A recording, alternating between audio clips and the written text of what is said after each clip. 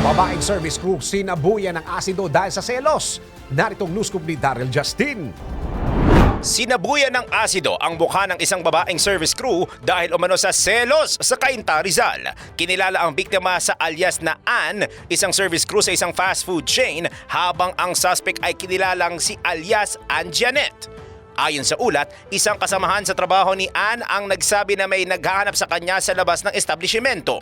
Agad lumabas ang biktima upang harapin ang babaeng naghahanap, ngunit sa halip na karaniwang usapan, agad siyang kinompronta tungkol sa kanyang nobyong si alias John Lloyd at bigla na lamang isinaboy ng suspect ang dalang asido sa mukha ng biktima.